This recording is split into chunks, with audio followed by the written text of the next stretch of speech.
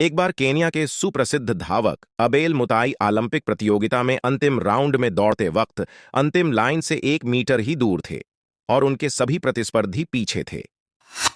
अबेल ने स्वर्ण पदक लगभग जीत ही लिया था। इतने में कुछ गलतफहमी के कारण वे अंतिम रेखा समझकर 1 मीटर पहले ही रुक गए।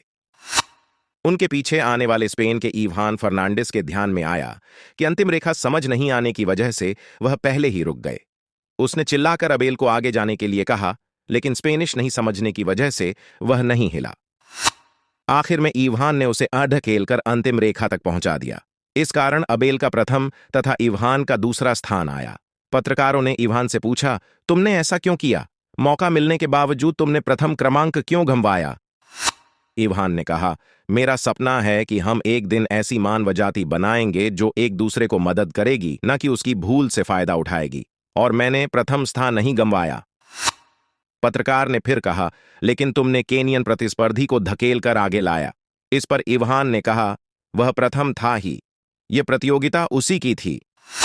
पत्रकार ने फिर कहा, लेकिन तुम स्वर्ण पदक जीत सकते थे। इवान ने कहा, उस जीतने का क्या अर्थ होता? मेरे पदक को सम्मान मिलता। मेरी मां ने मुझे क्या कहा होता? संस्कार एक पीढ़ी से दूसरी पीढ़ी तक आगे जाते रहते हैं। मैंने अगली पीढ़ी को क्या दिया होता? दूसरों की दुर्बलता या अज्ञान का फायदा न उठाते हुए उनको मदद करने की सीख मेरी मां ने मुझे दी है।